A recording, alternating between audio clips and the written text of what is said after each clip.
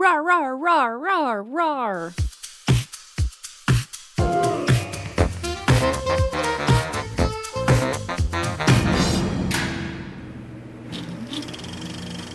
Well, hello there. Welcome to On the Beat, the podcast that uncovers full frontal male nudity in cinema. My name is Laura, and I am joined by my prison boy, Ryan. Your top geezer blood cunt. Kanga. Yeah, I'm top blood gangster boy, I guess. Definitely, because we are here to talk about the 2013 prison drama Starred Up.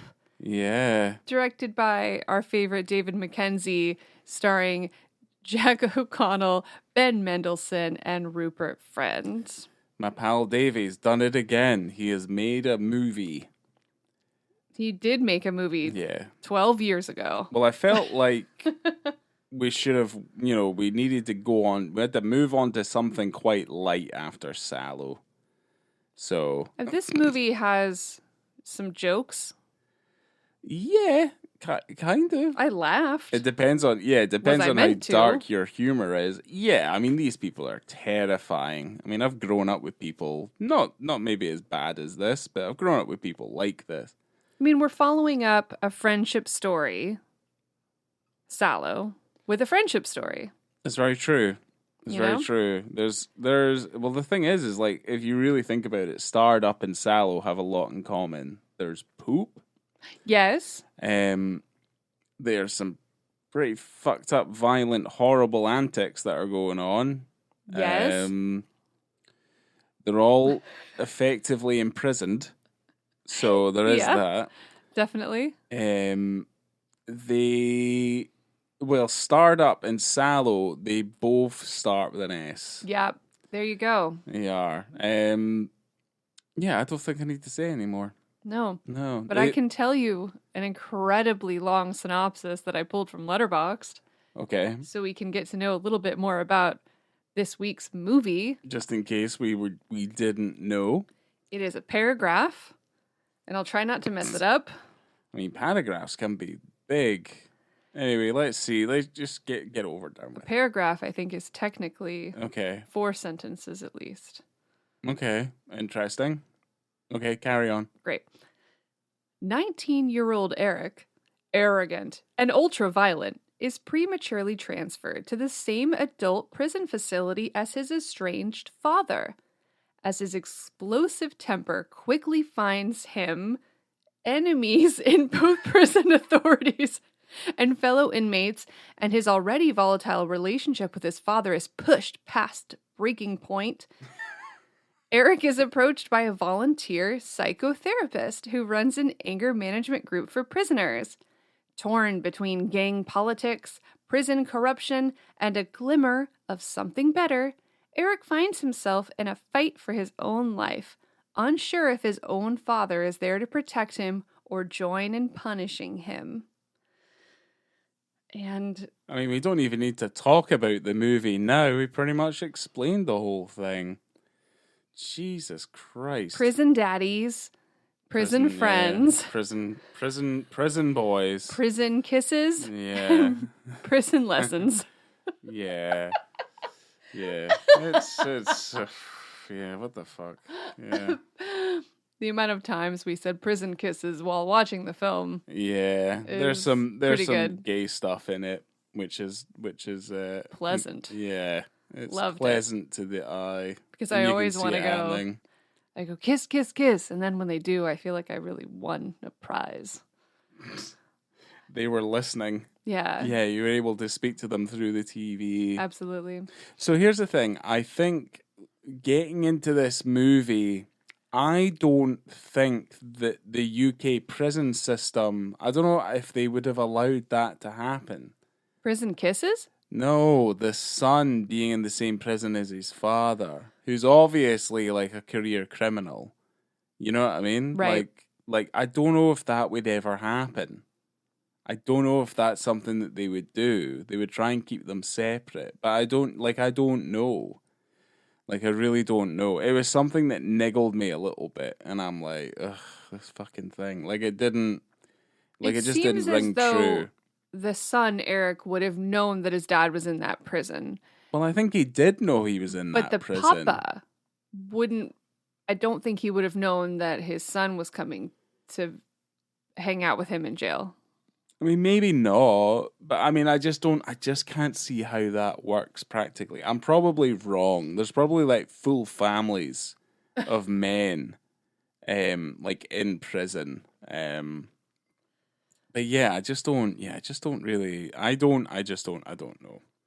I just don't know if that would work. I don't know if that felt like that. And there's a lot, there's other stuff. We'll get to it, but yes. I mean, it didn't work. It was not great. Spoiler alert. The prison movie does not end well, it does kind of end happily-ish, I guess. For what it is. For what it is, yeah. There's no Shawshank Redemption in this. But there is a shank. There is a shank. Or two.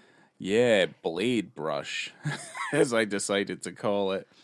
Blade brush. I do want to come back. To prison weapons in a minute, but I want to throw you the tagline and see what you think about it. Okay. Which is, we're all different on the inside. What? Yeah. What the fuck is that? I'm not sure. You know what that sounds like? That sounds like a Creative Scotland tagline. Okay. Yeah, that sounds like shite.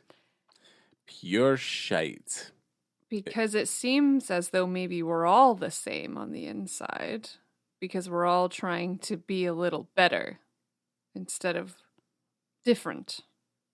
I felt like this movie was trying to show us that we're all the same. Yeah, I just don't think that. I just don't think it rings true. Like, it really doesn't. Kind of just think that fucking tagline's garbage. Like, it's completely unrepresentative of what the film is. Because this film's not uplifting in the slightest. Like, it really isn't. It's a prison drama. It's Yeah, a straight up prison drama movie. Yeah, I find that to be. Yeah, I just think it's disingenuous. It's rubbish. It's utter rubbish. Well, thank you. I'm glad that you agree. Oh, it's good. Trash. Thank God. It just doesn't make any sense to me personally. It doesn't make any sense at all. Well, the title of this film references the early transfer of a criminal from a young offender institution to an adult prison. And I did count the amount of titular lines, and I might have missed one, but I counted 3, which is a real treat. I love a titular line. Yep. 3 times. You could definitely do a comfortable drinking game out of this one. Well, that'd be kind of boring. It would, but then you'd come out at the end of the movie, you were just a little bit drunk, and you're like, oh, I'm ready for bed.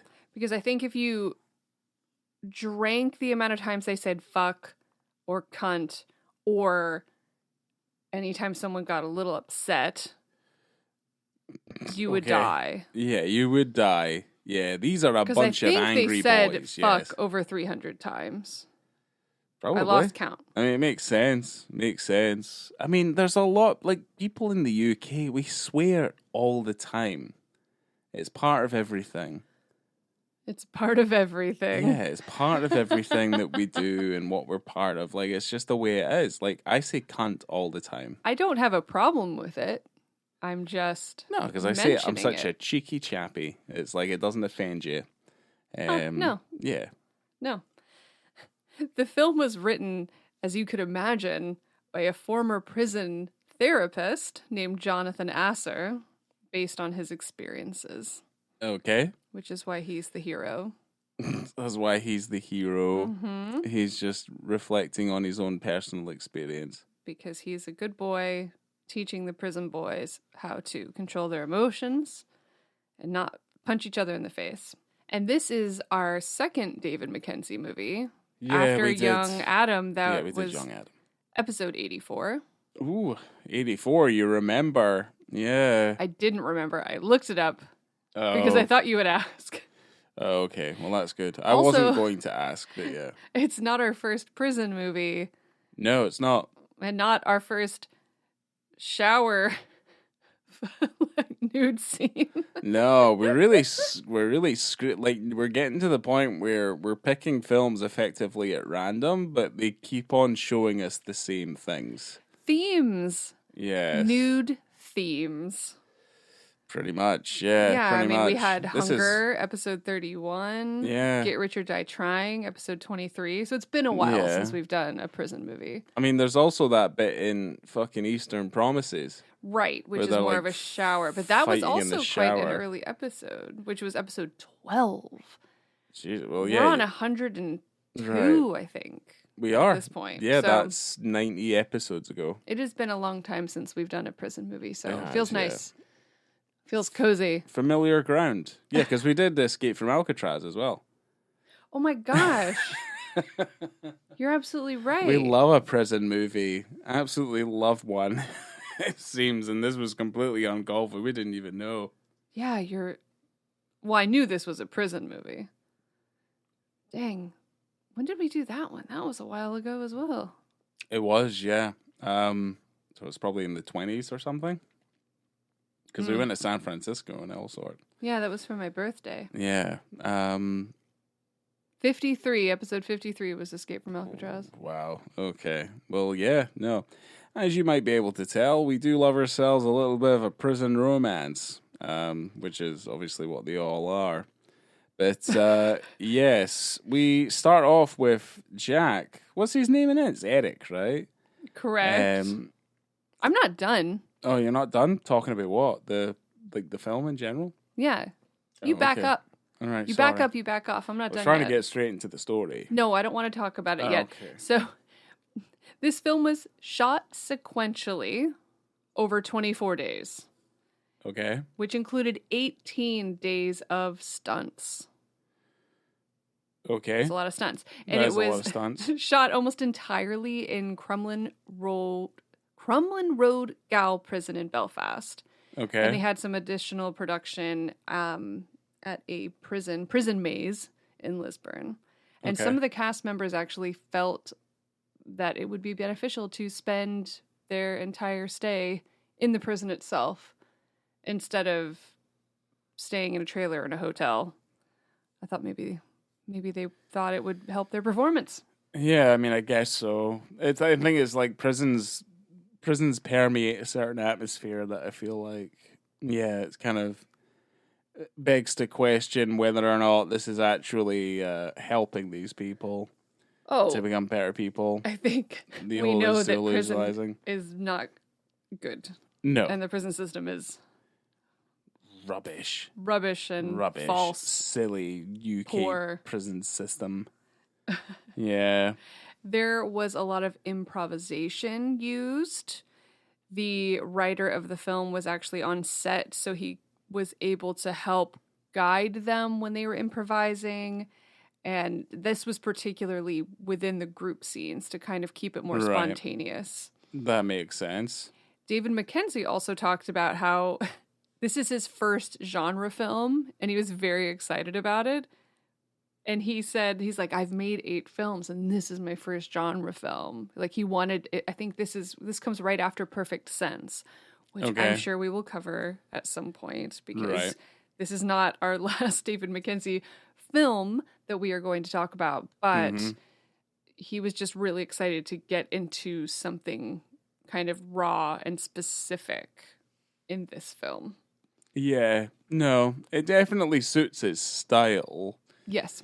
Um, There's some great, really nice shots in it. There's that one shot where Eric is following his dad up the stairs in the prison later on in the movie. Yeah. Nice stuff. Yeah, that shot stands out because it's probably one of the most controlled shots in the whole thing. Because I personally don't think that Starred Up is a particularly good looking film. There's some nice flaring and stuff like that, but it's rather samey all the way through. That one shot that jibs all the way up the stairs is something a little bit more special, I feel. But yeah, I don't know. It felt good. Yeah, or it stood out more because it was too good, maybe. I'll let you get into it now. I mean, we really do start off with penis scene right in the beginning of the film. But if Yeah, you we had do. something else you wanted to add before we jump into that, please do.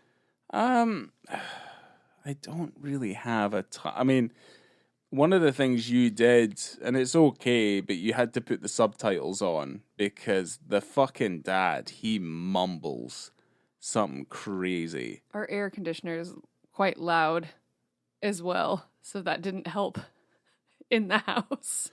No, it didn't. So it was kind of just like, It was loud in the house, just and then blah, blah, blah.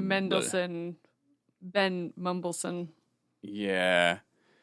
Just eating his way through the fabric of language, just kind of mumble. It's like, it wasn't as bad as like he's just like spitting out alphabet spaghetti like all over the place. But at the same time, you're kind of just like, what the fuck did he just say? And you get a kind of, I feel like he's got a very particular way in which he speaks to like his son and stuff like that, and his son understands him. So I feel like that's a very deliberate thing. But at the same time, it was rough. It was tough. Like, it was tough. I'm not embarrassed to put the subtitles on, but I did not understand quite a few of the original interactions that they had together, and I wanted to know what they were saying. And yeah, there's a lot of convincing slang and stuff being used in the movie as well. So it's kind of like, it is something that you have to kind of keep on top of. Because I can understand a tough accent, but this wasn't even an accent thing. It was just, I couldn't hear anything. I think if you've been in prison for a while, you adopt ways of communicating between yourselves so that like guards can't hear you and like they don't really have an idea. Like they're always I find criminals to be always incredibly secretive and doing things to try and make sure that they're not as understandable as they as anyone normally would be. Fair. And I feel like that's what he's probably doing. But he's not bad in the film. He's not bad for it, other than the fact that we can't really understand anything he's saying. I caught it later on. I don't know if it was the subtitles that helped or if I just got into it. Felt like I was there with them in prison. I think it was because he just started talking clearer. I think that was kind of just how it was. And yeah, the subtitles did help to a certain degree, but I mean, I could understand everything they were kind of saying, and I can understand what they were getting at. So, I don't know. But I could have turned them off. I'm really sorry. It's okay. I let it be because, you needed some help. I did. And we're getting old. Getting old now. No. Nope. What do you mean? We need as much help as we can. This time next week, we'll need fucking audio descriptor on. No. To try and tell us what's happening, and then we can try and fumble around and record. Just go the full mile and episode. put on that weird motion blurring thing on the TV. Go back to factory settings, and put on the audio descriptors and get me a walker. Yeah, it's over. It's happening. I won't accept this. No, I guess not. But what I will accept is 3 minutes into this film, in the very beginning, before we even hear our main character speak, 3 minutes in, we start out with a classic prison introduction scene. And our very first penis scene. The legally allowed hazing and undressing of the boy. Yeah. Bad boy Jackson, big boy prison, basically. And he's, this is when he first arrives, basically. So within the first opening minutes, like you said. And he goes to undress because he has to. They have to check him for weapons. They have to check him for weapons, and they're checking his arsehole for things that are in there, because I mean, there's at least one guy in this movie who pushes a mobile phone out of his asshole. As you do. I mean, if you're gonna keep it hidden, your asshole's probably one of the better places to put it. I don't even know what that phone call was about. What was so important that they had to put the phone in the butt? Well, where'd he get the phone from? He called his girlfriend, but then they just hung up. But also, he touched the phone. Like, he had it wrapped up in plastic wrap. And no, it was a condom. He had it wrapped in a condom. I thought it was a condom, but like the way he unwrapped it was not You would slide it out of a condom. He unwrapped No, it. because he wrapped the condom round it after he put it in there because it was all tied up. Okay, I And he just was using feel that, but anyway, as it doesn't though matter. there would be a lot of residue, booty residue, on that phone, and he just put it right up to his face. It's prison. You know, you don't have the time. Plus, he had to They have- phone. He they had have to all phone of his the time. missus. They He have had to, all the time. Yeah, well, he had to make the phone call. He phoned them, and then they just had like a little argument, and then he hung up the phone. So I don't know. Well, there was no point to it. But we're 3 minutes in. That's way later. And yeah, you're kind of classic. He has to undress in front of the guards, make sure he doesn't have any phones in his butt. This is kind of And- like the opening of Escape from Alcatraz, Yeah. basically. Yeah, same thing. Yeah, basically. But he at least got to dress while he walked to his room. He didn't Yeah. have to walk naked down the middle No. of the. Well, that's kind of Halls. that's kind of ridiculous in that movie as well. But yes, It doesn't make sense. No, it doesn't. I don't know if it happened, but it'd be like a humiliation technique. But anyway, it doesn't. But yes, So Jack O'Connell, our star Eric of the film, said regarding the nudity, it's potentially scary, but in this film, the story warranted it. The director wouldn't have been able to use wider angles if I didn't go starkers, you know? I'm not going to be getting nude at every opportunity. That's not what it's about. It's just that artistically, it felt right. I mean, he could have done wide angles. He just he cuts away to a different wide angle every time he starts to turn around, and that would be weird. You know, so. Yeah, that's how you get. You just cut around it. Yeah, no, I think. Yeah, I guess it comes down to authenticity because I guess that's the thing about Hunger. Is it feels very authentic, and I would say the same for Starred up to a certain degree.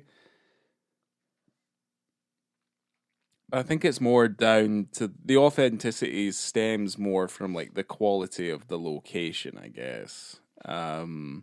Yeah, because the prison that they were shooting in closed in 1996, but it was a proper prison up until that point.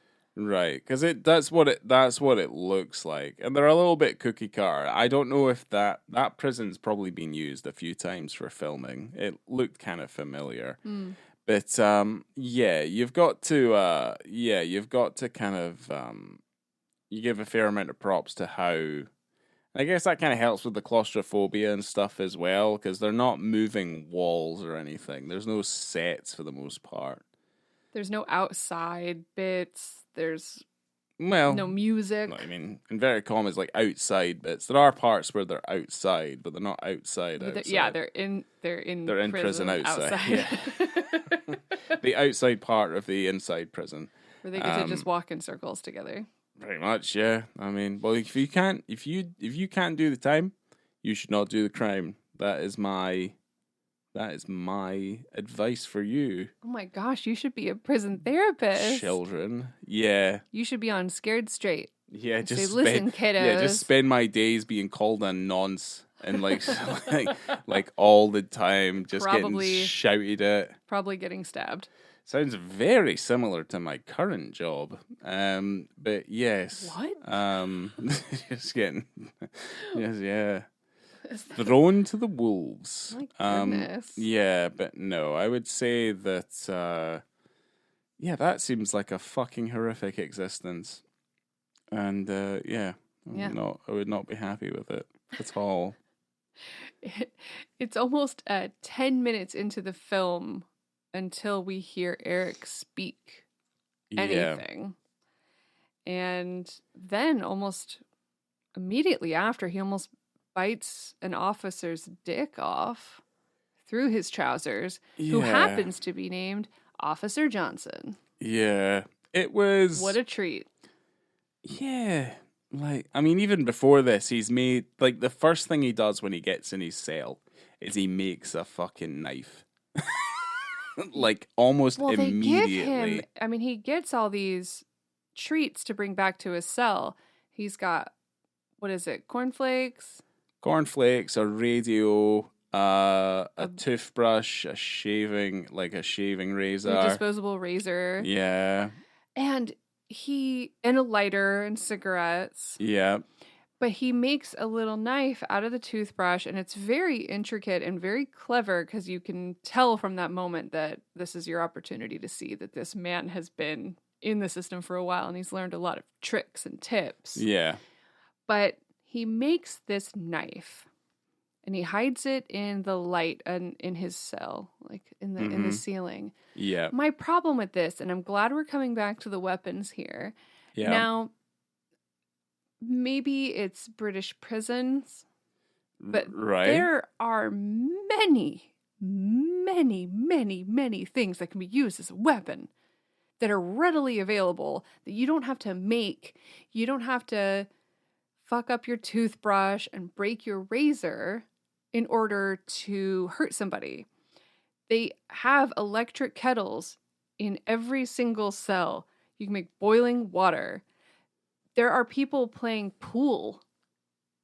They have pool cues and balls on the tables. Like, I mean, you can make all these things. So what is the point of making... Well, all of those things you just mentioned are either items that are accounted for, and two are items that you can't fucking hide anywhere.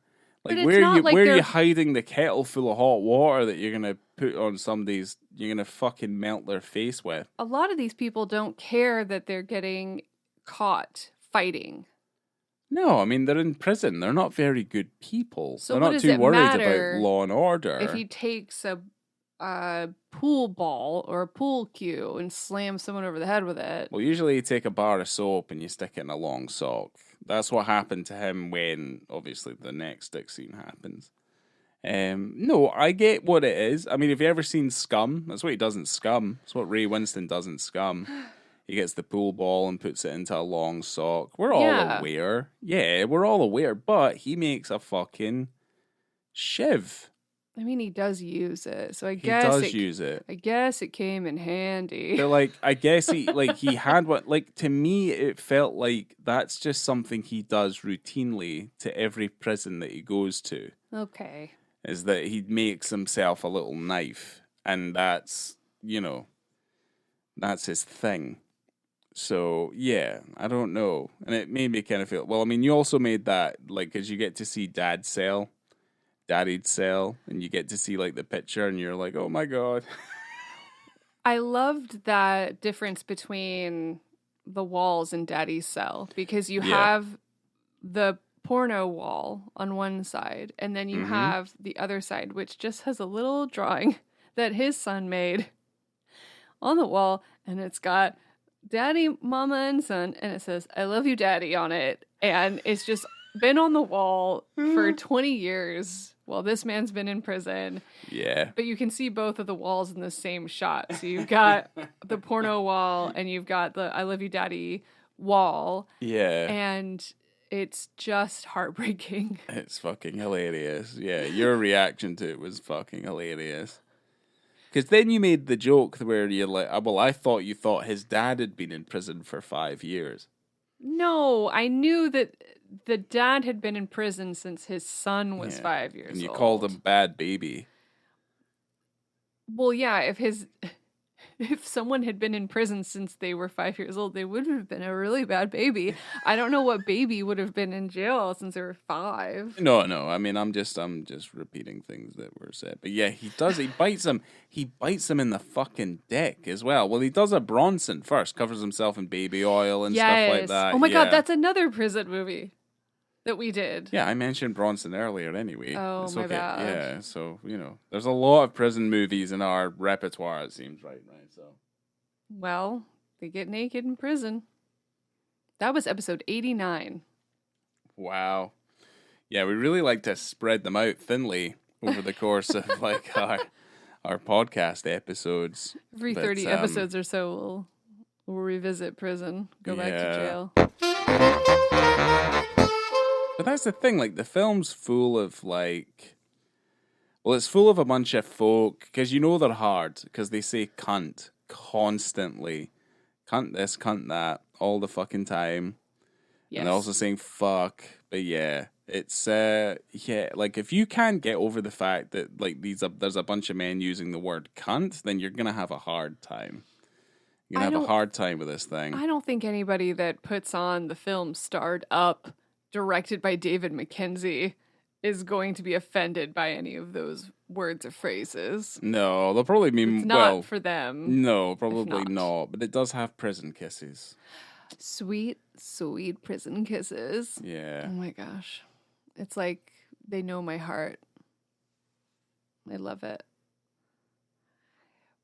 I don't know if there's too much that I want to chat about. I mean, I could talk about prison kisses for quite a while, and I will talk about them again. Yeah. Well, but I don't have anything other than the next penis scene. Because it's like we then start talking about, then this happens, then there's this bit in the movie.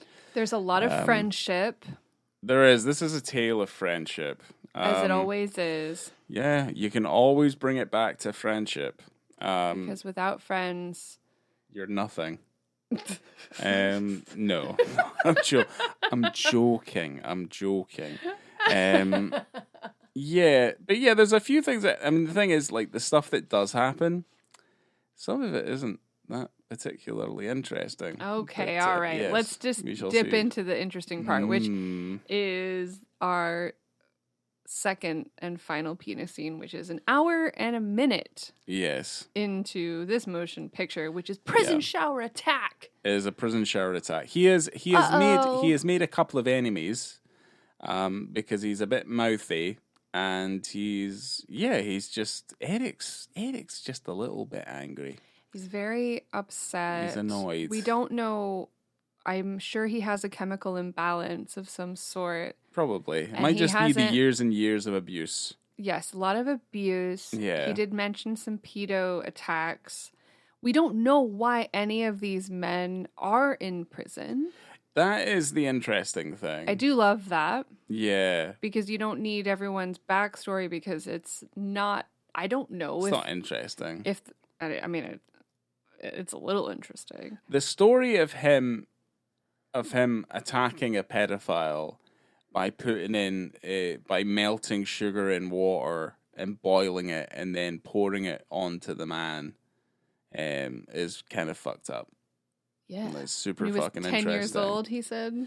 Yeah, but you shouldn't be I did like his pedo. story. I did like his story about that, about how the pedos make you think that it's your fault and not their fault.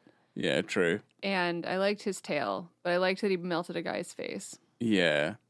Good for you. It's kind of forgivable if it's a pedophile. But the thing is that, yeah, we get these little things, and what I meant was that, he's been making some enemies, and someone attacks him in the fucking shower. I did feel a little confused at points about who was angry at him, and then True. I knew who his friends were, but then this other group that were upset, I was confused. And then there was a prison boss, and he confused me as well.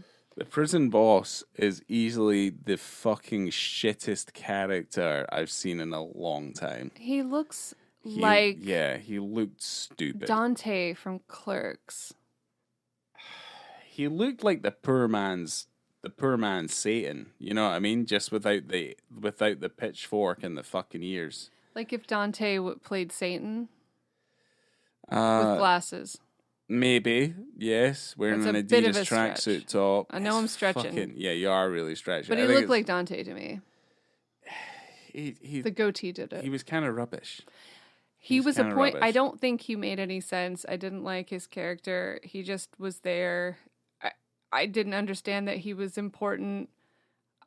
I didn't care about him. And I didn't understand the other group that was upset. Well, I think they were together. They were part of the same group. And then there was obviously the big guy from the kitchen as well. He was also getting a piece. Because he touched his bread and potatoes. He touched it. Well, he shouldn't. Yeah, you should be wearing gloves if you're working in the kitchen. That's kind of Not gross. a prison kitchen. No. Okay, sorry. I digressed. But And now we are back in prison shower attack. We are. And yeah, he's getting attacked with a fucking long sock and probably a bar of soap. And then he starts choking him and he's fighting and he's writhing around. And that's when you kind of get a right big eyeful of everything. Yeah, a classic prison shower attack, a la the things that the films we already spoke about. It gets to move around a lot more. There's a lot more in motion than usually a penis would be. It's kind of like flopping over. You get to see the other side of it. Like everything's all stuff's going on. But that's he's fighting for his life. There's a level of intimacy with it that we haven't really covered before. Not his penis. No, but they're all attached. Everyone's fighting for their lives here. They are. Well, he's already kicked the shit out of this one assailant already at some point. He's, to the point where he's stuffed his head down a toilet and got him in the poo-poo, Yeah, he had poop on his face. There's a lot of poop on the face. Mm-hmm. There's poo-poo. Just like Sallow. Yeah. But, like, what I mean is, like, he's writhing around on the floor and stuff like that. Like, we get to see a lot more going on and everything's moving around a bit more. There is a great amount of visibility in this prison shower attack, full frontal nudity scene. Absolutely. This is true. Yeah. It's incredibly well lit. But, for being a very small space, there's a lot going on and quite a lot of movement. Yeah. I have another quote from Jack O'Connell regarding this scene in particular. He said that, "I think I did have the option to wear a modesty part. Contractually, I don't know if there was a clause, but I think I made the decision not to bother. Because of what the scene entailed, and it was all very violent, I didn't want to compromise it at all." He also said, "I was a bit nervous beforehand because it was winter in Belfast and we didn't have central heating. And with the shower, obviously with the steam issues, they couldn't have it that hot.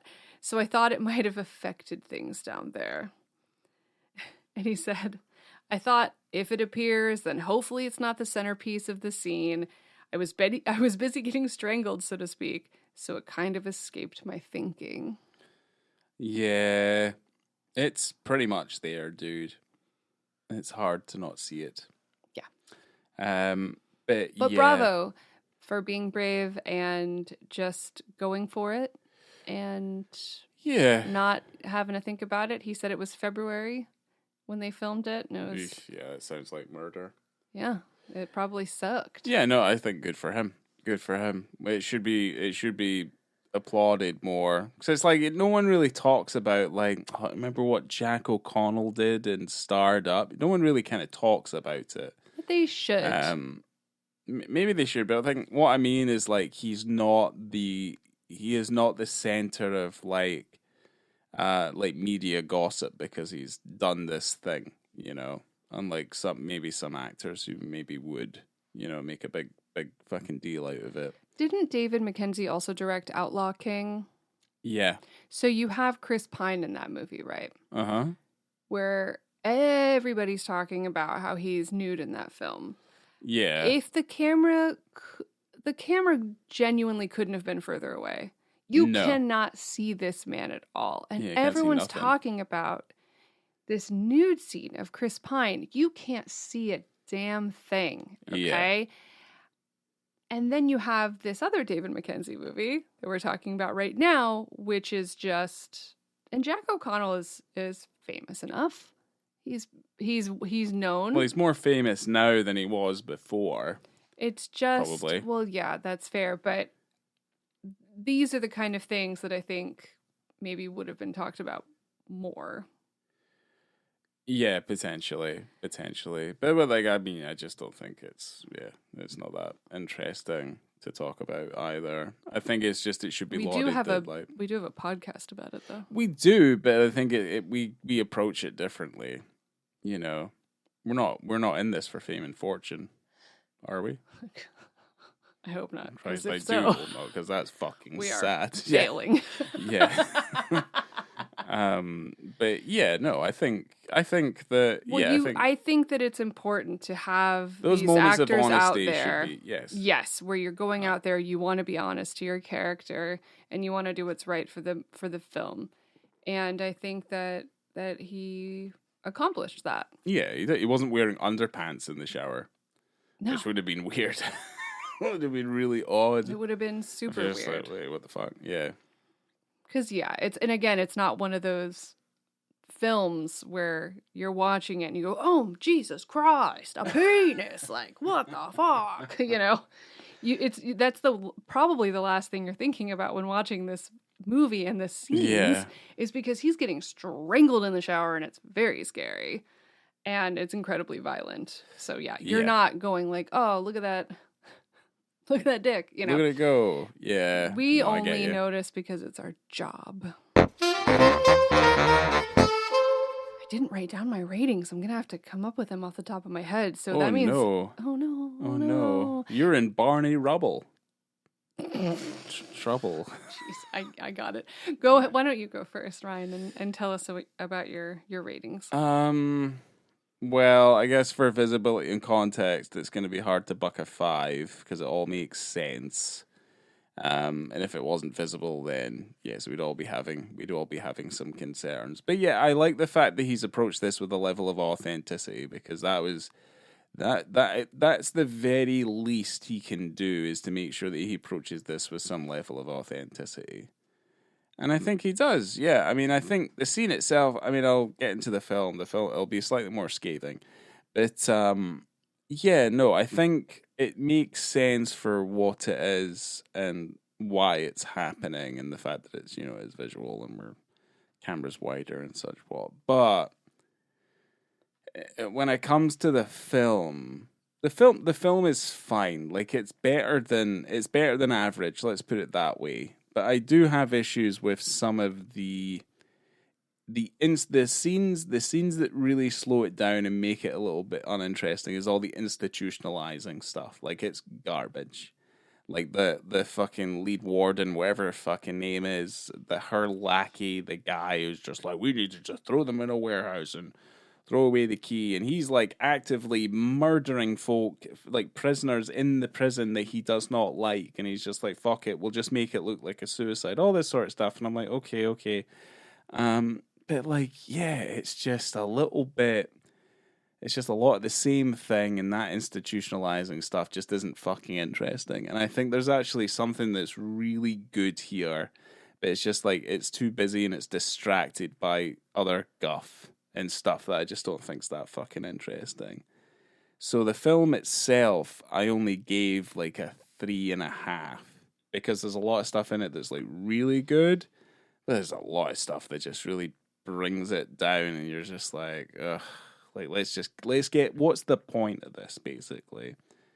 Is it about a father and a son? Is it about this? Is it about friendship? Is it about like, how will prison heal me? Like I'm kind of just like, I don't really understand it, and I don't really understand what the film itself is trying to say other than telling me that prison's bad. I'm like, oh, okay, well, yeah, it's pretty bad, isn't it? I mean, we've covered enough of these fucking prison films to know that they're bad, but to me, there's no driving force in the film.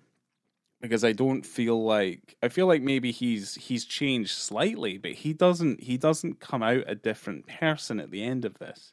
He's pretty much just the same guy. And he's destined to do this for the rest of his life. Which I don't think is a very healthy prison message anyway, you know what I mean? Even though it's relatively quite realistic, so yeah, I don't know. Well, okay, so visibility and context... 5, yeah, sure. Why not? Why not 5? I love his dedication to his craft, so to speak, to the scenes, to the film. And I know that he, before taking on this role, had a lot of conversations with the writer and with David Mackenzie as to how authentic could they be. And I think that it probably helped with the film being shot in sequence as well. And I don't know if I believe in that sort of thing too much. I Certainly don't. without it feeling like it should have been done.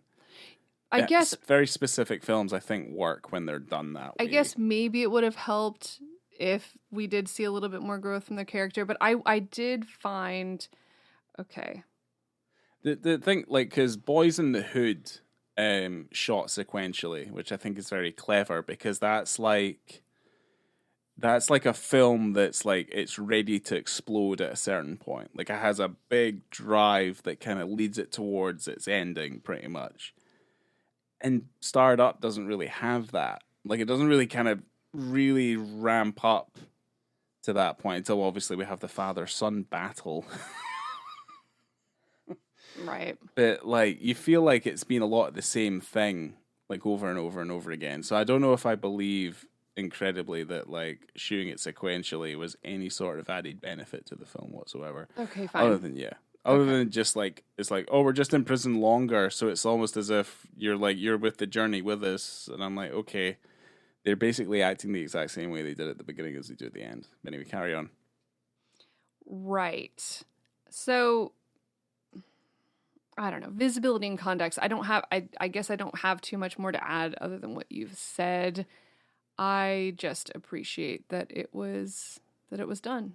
I also appreciate that it's not the focus of either one of those scenes. It just is what it is based on the setting and the story. And if it wasn't there, it would be odd. So, there you go. And the film, I'm going to give the film a 4. I liked the film, but I probably could knock it down to 3.5 at some point if I watched it again. Same as you, Ryan, because I was confused at points. Like I said before, about who some of these people were and why some of these people were there. And yeah, what the drive, what's the focus? Because they're talking about gangs. I'm like, what gangs? What gang? It's like West Side Story. They were all going to start dancing at a certain point. But, like, who is the gang? Is it because some of the men were black and some of them weren't black and that makes a gang? I don't think so. No, that wasn't it, I don't think. Like, who are these people that were gang? There was a gang of friendship that I noticed, and he was a part of that gang of friends. He was, who were literally there to help each other and to pull each other out of the toilet and watch their backs and give shampoo when they had poo-poo on their head. Like, that's friendship. Yeah. I don't know what gang they're talking about because it wasn't fleshed out enough for me to understand who the fuck these other people were. Yeah. Like the soap boy or Dante from Clerks or the guy with the potato fingers. I don't know who they were. Yeah. And I don't know why they were mad because he was a spicy little boy. But overall, I still liked it because I was interested and it wasn't very long of a film. You should write synopses for films. He was a spicy little boy. Well, when he walked in when the movie started, I go, he's an infant. You know, and then I'm talking about he's an angry bad boy baby. Right. I should. You're right. Yeah. Letterboxd. Oh, man. Hit me up. Yeah. Hit me up. If anything, that's cemented that we'll never get anything from Letterboxd, never. I've been using Letterboxd before they were on the red carpet runways, okay? All right, calm down, Christ. Big fan. Fucking butthurt like the guy with the mobile I'm not phone butthurt. up I'm his, big up his fan. pooper. Big fan of Letterboxd. So I like this motion picture, and it's not gonna take up too much of your time. And no, there's prison kisses, there's best friends, and there's poo poo, and what more can you ask for? It's a right gay old time. It really is. I love you, Daddy. You know. Yeah. Oh, don't. Yeah, I know you do. Stop. Oh, man. Anything else you want to add? No, I do not. Great. No. Well, thank you for joining in this additional prison. I should count them up. That would be fun. I need to do that and make a spreadsheet and figure out how many prison movies. Another grid for Laura. I love a spreadsheet. And yeah, we'll do another prison movie at some point. Coming to you from the prison shower. I have been Laura. I'll be right, cunt. That's true. Make sure. That's true. What? That's not fair. Well, as your character, the character that you just were. Oh, just right. Then. Yeah, okay. Make sure to follow us on Letterboxd, which you can find on our Instagram at onthebeat, BITTE. And yeah, if you guys see a wiener, just send us an email. You can find it on our website, which is also onthebeat.com. Please send us correspondence. We need to feel as if people are listening. I know that they are. I hope so. Thanks. I fucking hope so. Thanks, guys. I hope so. See you. Validation. Bye.